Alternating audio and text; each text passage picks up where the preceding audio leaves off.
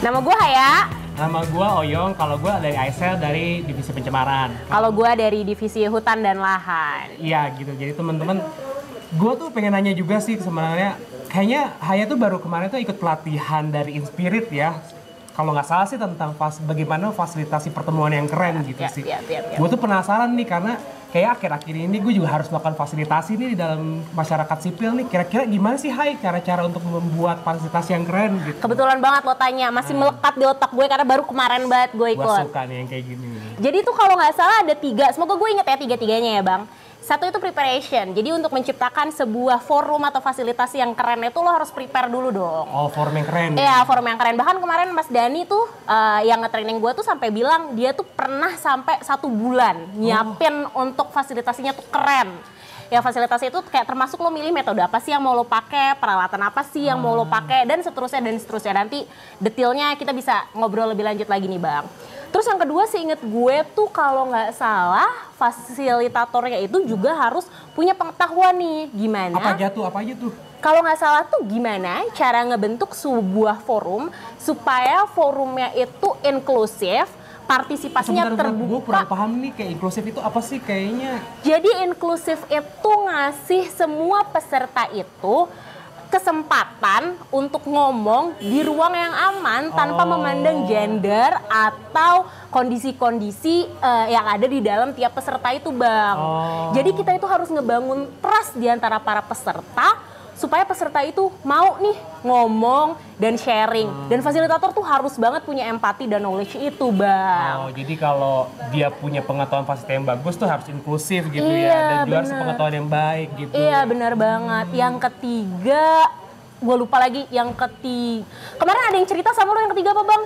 Ya, gue sih kemarin juga ada yang ceritain juga sih, Hai. Satu lagi sih mungkin lo miss ya, yaitu soal komunikasi yang baik di hari H. Karena kan semua persiapan yang ada, lalu juga soal ya lo udah inklusif, udah pun yang lainnya. Tapi kalau pada saat hari H, kan lo nggak mungkin fasilitas sendiri kan di situ kan.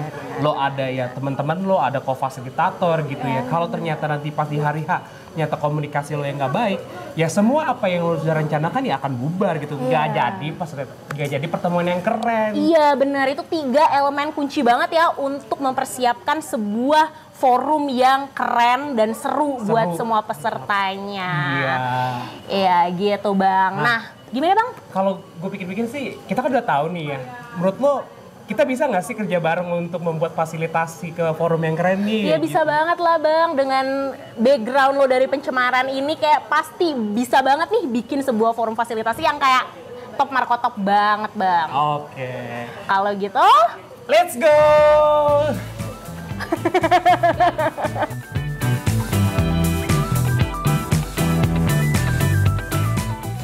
halo. Halo semua, Saya Isna. saya Tio.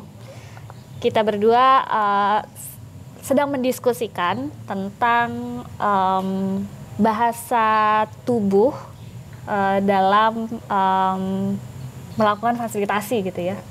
Perannya apa, kemudian apa sih itu bahasa tubuh gitu kali ya? Iya betul. Silakan, menurut Tio gimana? Kalau menurut aku bahasa tubuh itu yang paling jelas bentuk ekspresi sih ya.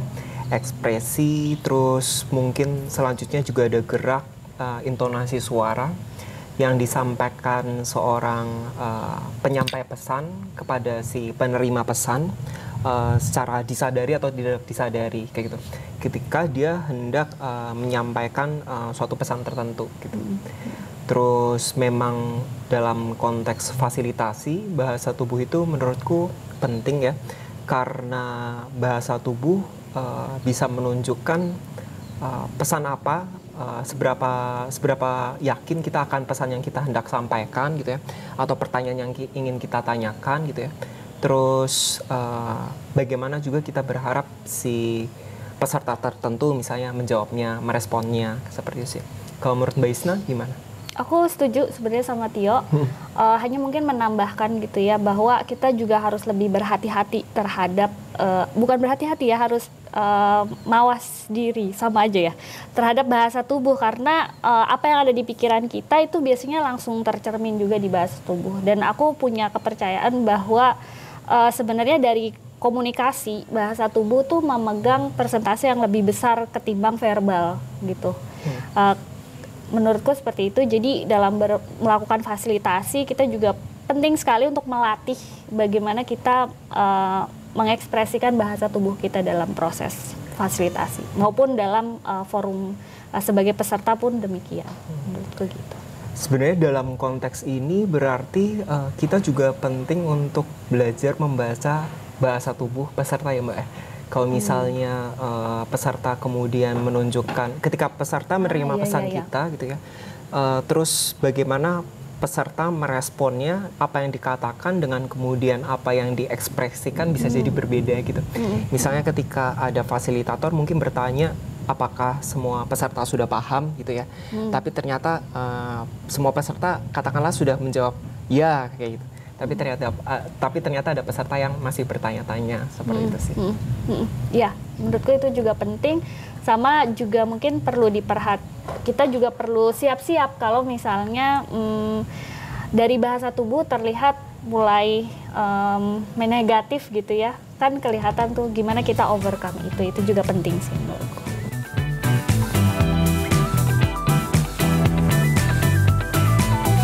Halo semua, aku Rani dari Aisel dan sekarang aku lagi sama. Halo semua, saya Yanuar dari Aisel. Ya, jadi hari ini tuh kita belajar sesuatu yang seru banget nggak sih Mas Yan? Nah salah satunya tuh kayak terkait dengan seni bertanya gitu kan ya nggak sih? Ya, nah, betul.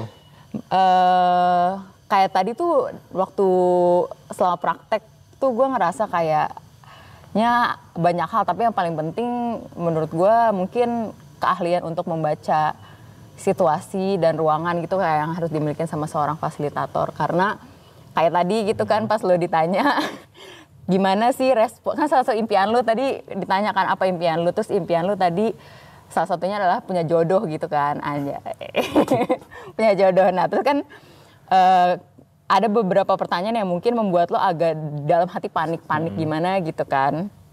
Nah kayaknya penting untuk seorang fasilitator juga memahami orang yang dia tanya atau misalkan peserta diskusinya supaya pertanyaan-pertanyaan yang dilontarkan tuh bisa dijawab dengan baik dan nyaman gitu sama pesertanya. Selain itu juga mungkin harus lugas juga kali supaya jawabannya tuh emang sesuai dengan apa yang ditanyakan gitu. Iya, setuju sih Cek.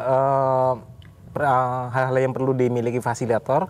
Aku setuju banget dengan kamu, fasilitator harus bisa membaca situasi ya, nggak hanya di ruangan, tetapi juga situasi peserta juga, moodnya mungkin gimana. Jadi mungkin ketika kita sedang menanyakan satu hal, kita lihat dulu ketika jawabannya misalnya muka peserta yang dijawab, yang menjawab itu kurang senang, ya udah mungkin kita bisa mengeksplor lagi dengan pertanyaan-pertanyaan yang lain.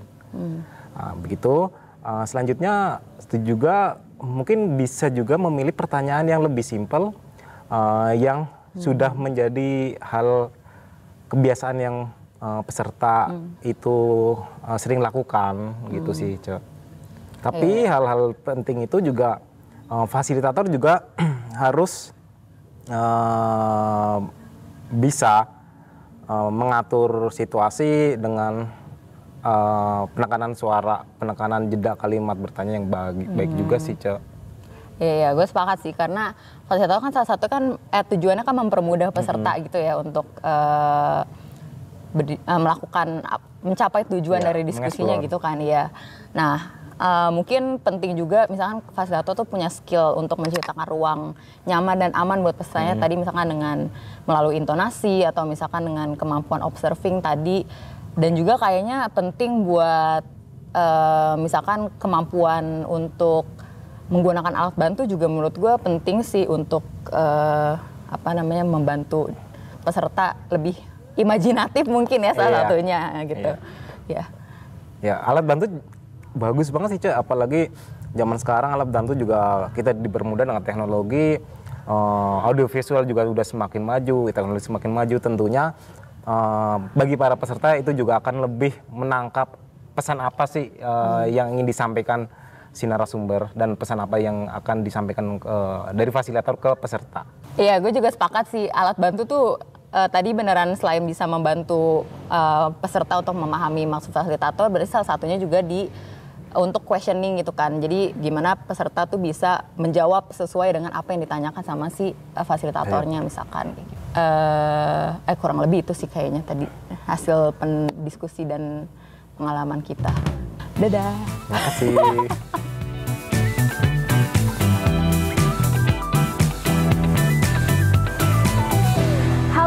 Aku Elvita, asisten peneliti di ISEL. Di sebelahku ada... Halo, saya Ahmad Soleh. Saya staf umum ISEL. Iya, nama panggungnya ada nama panggung? Oh ya, ada nama panggung dong. Itu nama ngetop Oges. Orang ISEL nyebut Oges.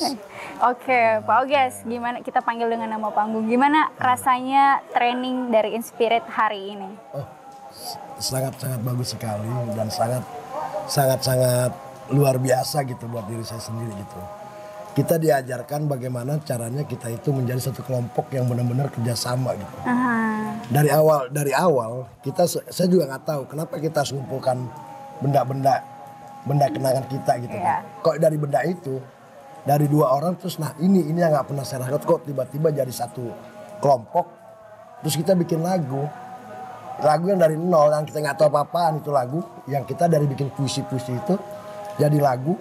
Dan bersyukur lagu dan kita kompak gitu loh. Di akhir lagu itu kita itu merasakan bener-bener suka oh begini jadi senang gitu kan. Senang ya. Untuk hari ini saya senang sekali karena pernah juga saya ngikut seperti ini ketika 15 tahun lalu nggak seperti ini. Bukan nggak seperti karena saya nggak bisa ngikutin pada waktu itu.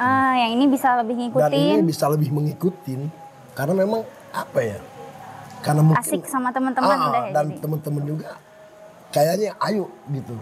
Ayo nih Pak, nih itu yang saya suka dari kegiatan ini. Iya, sama aku juga ngerasain ya sih yang Pak Oges rasain. Awalnya masing-masing punya benda kesayangan, terus bikin puisi sendiri-sendiri, tapi digabungin, dibikin kelompok bareng-bareng, dibikin lirik lagu bareng-bareng, bikin nada baru dari gitar bareng-bareng, terus jadi lagu satu karya bersama gitu. Ya kan? Unik ya. Unik dan banget, alurnya nggak ketebak kita ya. Sebagai peserta jadi excited terus ya. Itu hebatnya Inspirit. Itu hebat banget. Mungkin teman-teman lain harus nyobain juga ya training kayak gini ya. Lembaga lain kita endorse. Kan? Dan itu asik banget. Oke deh. Dan demi ini saya bilangnya, ini benar-benar saya menikmati. Iya, mantap. Dari awal sampai terakhir tadi itu benar-benar mantap. Seru.